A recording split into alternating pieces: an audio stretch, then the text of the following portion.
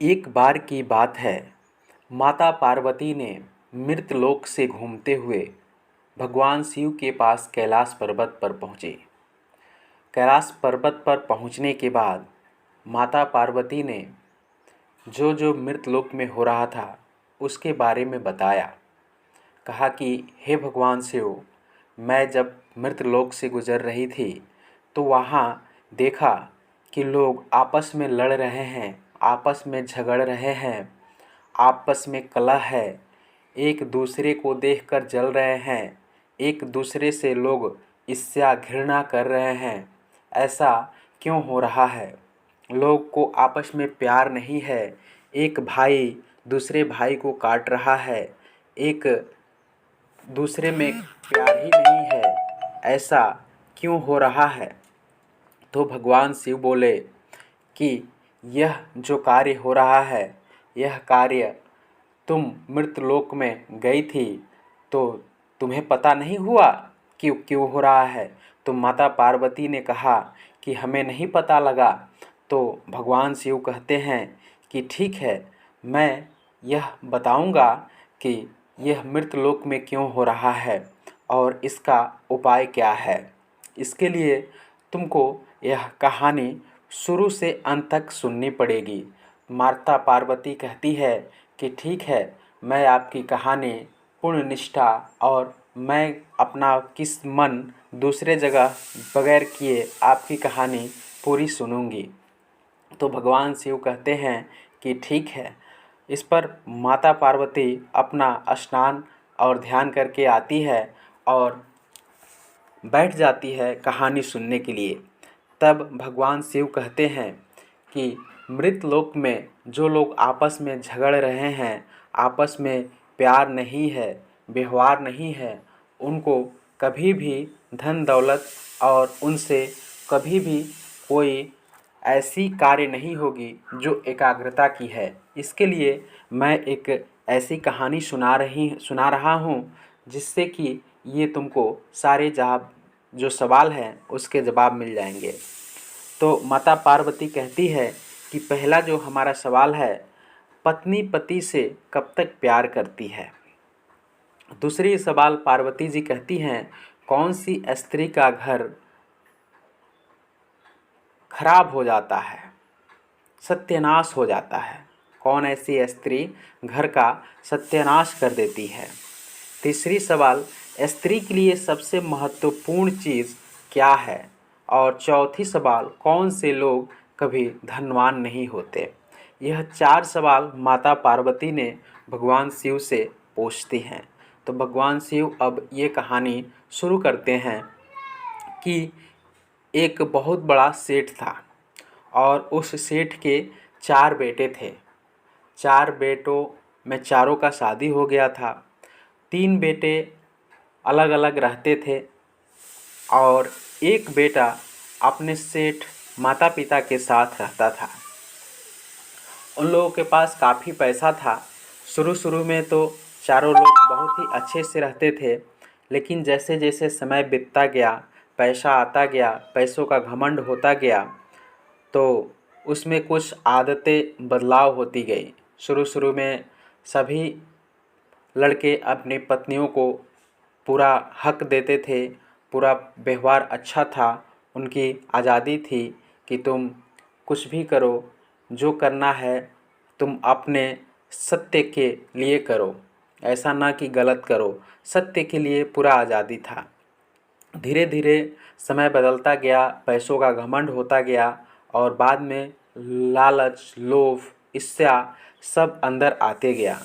उसके बाद से धीरे धीरे जो तीन लड़के थे बड़े बेटे, उन लोगों का मन बदलता गया और अपने पत्नी के प्रति कुछ अलग व्यवहार होने लगा। और व्यवहार कहने का मतलब ये कि अपनी पत्नी के ऊपर किसी भी प्रकार की आज़ादी नहीं देना, उससे हमेशा तड़पाना, इतान करना और जो बात कहती है उसको नकारना, ये धीरे धीरे अब दोनों में होने लगा। जैसे ही पति अपने पत्नी को ये व्यवहार लाने लगा तो धीरे धीरे पत्नी भी अपने पति के रूप को व्यवहार बदलती गई और दोनों में आपस में हमेशा लालच, घृणा और नफ़रत वाली बातें आने लगी। लेकिन जो छोटा लड़का था, उसकी पत्नी पढ़ी लिखी थी, समझदार थी और वो बहुत ही सहनशीलता वाली थी। वो ऐसा नहीं कि अपने माता पिता और के साथ रहने लगी। धीरे धीरे ऐसा हुआ कि वो तीनों जो बेटे थे आपस में झगड़ा लड़ाई भी शुरू हो गया।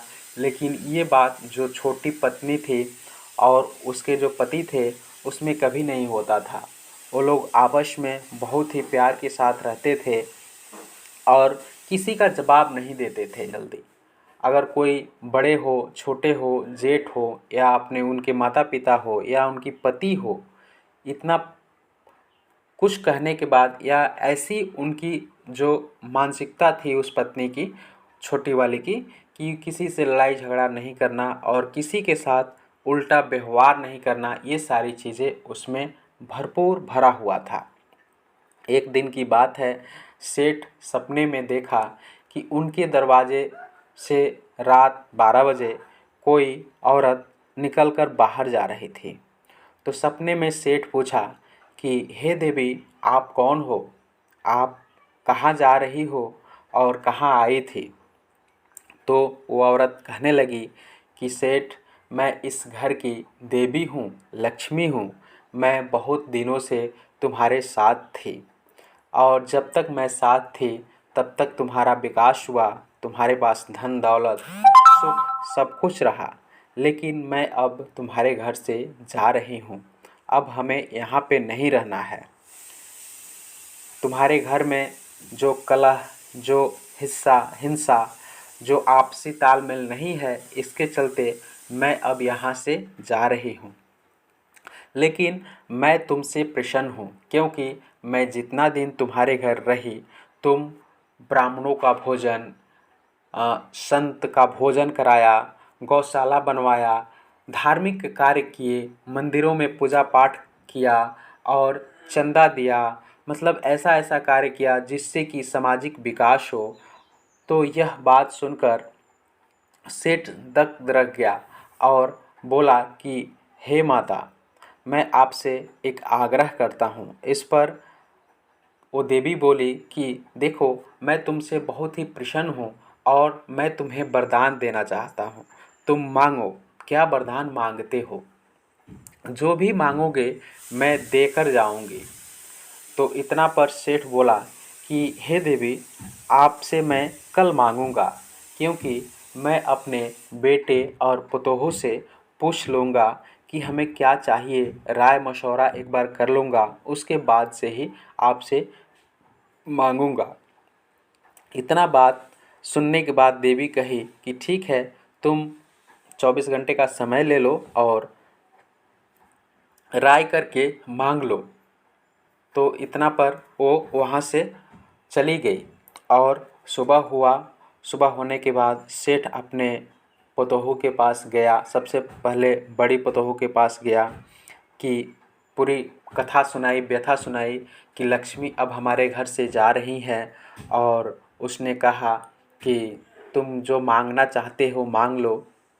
इतना पर बड़ी पतोहू ने कहा कि पापा, अगर आपको मांगना ही है तो पूरा अनाज मांग लीजिए।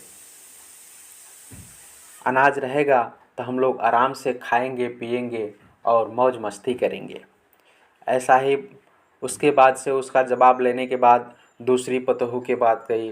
दूसरी पतोहू ने कहा कि अगर ऐसा है, लक्ष्मी जी जाना चाहती हैं तो उन्हें कोई रोक नहीं सकता है, जाएं, लेकिन हमारे घर में सोने का भंडार भर दे। तीसरे पतोहू ने भी वही कहा कि जहाँ जहाँ खाली जगह है सोने का भंडार भर दे। लेकिन चौथे के पास जब गई तो चौथी जो उसकी पतोहू थी उसने कहा अगर माता लक्ष्मी जा रही हैं तो उनको जाने दीजिए, जाने वाले को कोई रोक नहीं सकता है। लेकिन उनसे एक आग्रह कीजिएगा, यही मांगिएगा कि इस घर में हमेशा संतों की पूजा होती रहे, भगवान की पूजा होती रही है और जो कोई भी संत साधु आए तो उसके घर में बैठकर खाना खिलाया जाए और घर में हमेशा सुख शांति का माहौल हो और उस घर में माता लक्ष्मी का पूजा किया जाए, भगवान की पूजा की जाए, आराधना की जाए। तो ये बात चौथे वाली ने कही। अब ये राजा जो सेठ था, सेठ ने सोचा कि सबसे अच्छी बात तो हमारी छोटी पतोही कह रही है कि जहाँ पे संतों की सेवा हो, जहाँ पे पूजा पाठ हो, जहाँ पे सकारात्मकता का वास हो, वहाँ पे अगर ये सारे चीज़ होंगे तो लक्ष्मी तो वो खुद रह वहीं पे विराजमान होती हैं।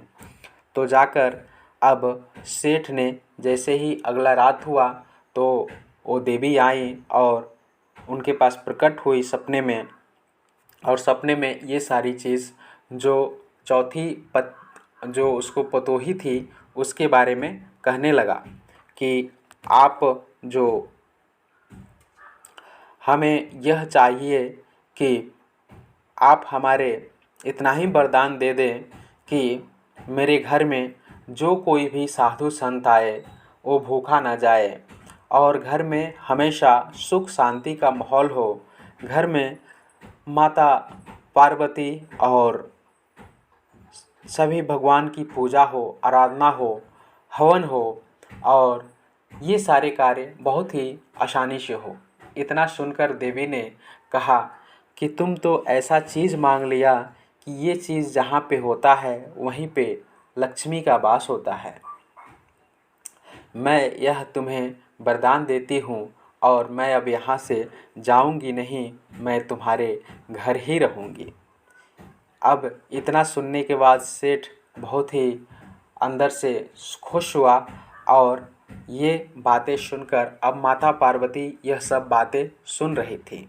उसके बाद से अब फिर देवी वहाँ से विलुप्त हो गई और उस घर में रहने के लिए राजी हो गई। अब पार्वती के जो पूछे हुए 4 प्रश्न थे वो अब भगवान शिव बोलते हैं कि पार्वती तुमने जो 4 प्रश्न पूछे थे उसका जवाब मैं दे रहा हूँ।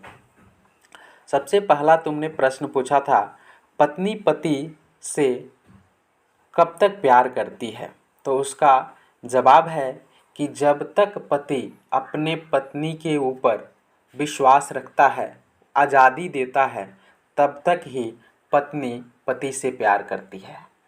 दूसरा जो तुम्हारा सवाल था कौन सी स्त्री घर का सत्यानाश कर देती है, तो वह स्त्री जो भोग विलास या अत्याचार, लालच, बुराई जिसके मन में आ जाती है वो पत्नी घर का सत्यानाश कर देती है। स्त्री के लिए सबसे महत्वपूर्ण चीज़ क्या है, तो स्त्री का सबसे महत्वपूर्ण चीज़ होता है उसकी सहनशीलता, उसके अंतर क्षमता। और सबसे लास्ट में पूछा कि कौन से लोग कभी धनवान नहीं बनते, तो हे पार्वती जो लोग लालची होते हैं, ईमानदार नहीं होते हैं, एक दूसरे के प्रति ईर्ष्या रखते हैं, झगड़ा करते हैं, वो लोग कभी भी धनवान नहीं बनते हैं। इतना पर माता पार्वती सुनकर और दुग्ध रह गई और उनके चरणों में जाकर और ओम श्री का जाप किया और हर हर महादेव। अगर आपको भी यह वीडियो अच्छी लगी हो तो ज़रूर लिखिएगा। दोस्तों मैं मिलता हूँ आप सभी के लिए एक नए वीडियो के साथ, तब तक के लिए आप सभी लोगों का बहुत बहुत धन्यवाद। जय हिंद।